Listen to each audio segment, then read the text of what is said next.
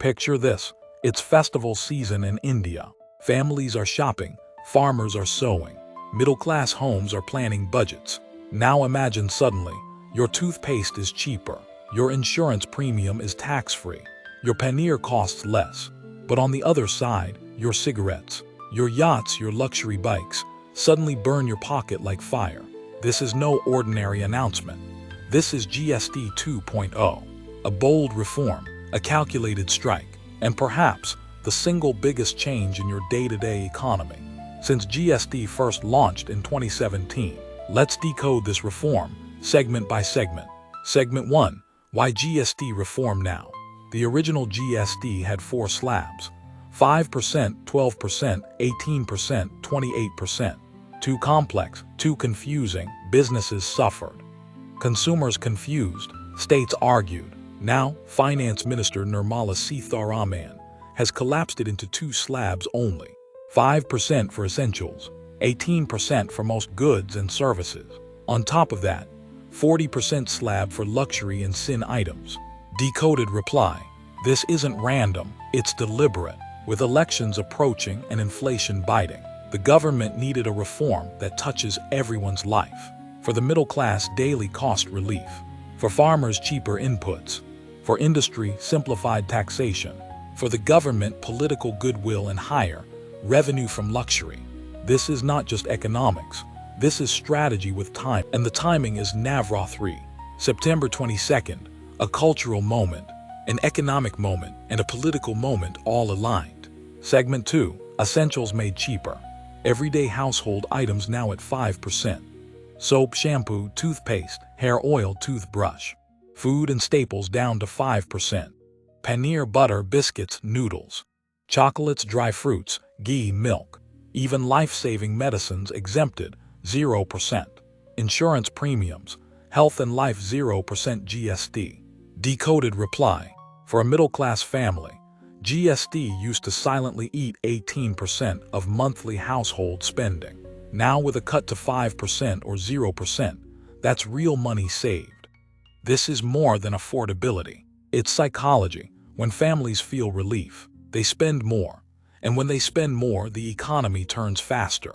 It's not a discount, it's a cycle of confidence. Segment 3. Automobiles and appliances. From 28% down to 18% on. Small cars within defined engine capacity. Air conditioners. TVs above 32 inches. Dishwashers and large appliances. Laptops and mobile phones stay at 18%. Decoded reply: automobiles and electronics are big GDP drivers. Cutting tax here isn't charity, it's an investment. Families upgrade cars, auto industry revives. More appliances sold, factories expand. Jobs return, consumption rises. When you reduce tax on wheels and wires, you don't just sell more cars and gadgets, you restart the engine of growth itself. Segment 4. Agriculture and rural relief. Fertilizer, seeds, tractor parts, agri-machinery now at 5%.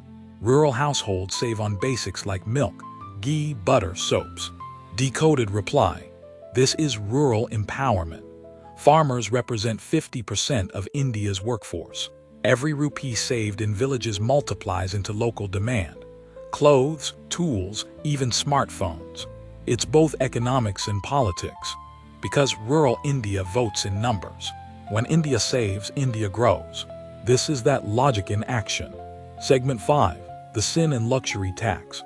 Cigarettes, pan masala, 40% GST. Luxury bikes, yachts, private jets, 40% GST. Decoded reply: the message is sharp. Essentials are for relief.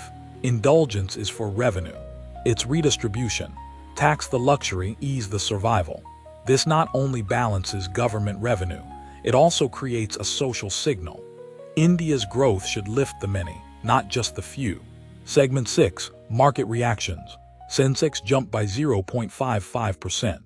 Nifty by 0.53%. Analysts predict GDP growth could rise by 1% next year. Industries smiling. FMCG companies, HUL, ITC, Dabur. Automakers, Maruti, Tata Motors, Hyundai. Insurance companies, LIC, ICICI Prudential, HDFC Life. The markets have already spoken. Green arrows don't lie. Segment 7. Inflation and household budgets. Decoded reply. Cheaper goods lower inflation by 1% approx. Savings in daily life. A family of 4 could save rupee 1,500 monthly. Reduce tax on appliances, more durable goods at home. This reform doesn't just fight inflation, it changes sentiment.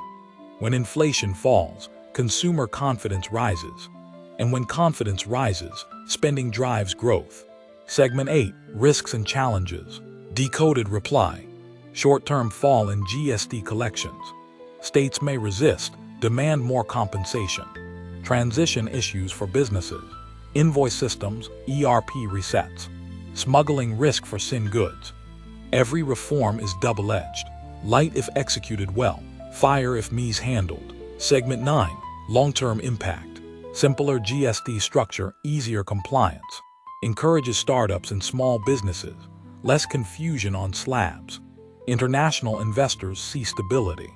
India's tax regime finally looks cleaner and more predictable. GST 2.0 is not just about September 2025.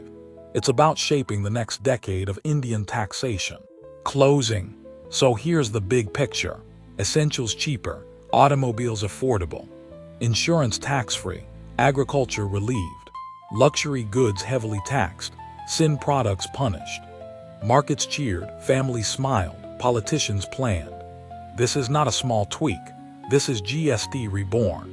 This is GST, replying like a pro. Final question for the viewer. Now I want to ask you just one question. Do you believe GST 2.0 is truly a reform for the people? Or is it simply a festival season masterstroke for politics? Think carefully, because your answer reveals not just what you see in prices today, but what you believe about India's economy tomorrow.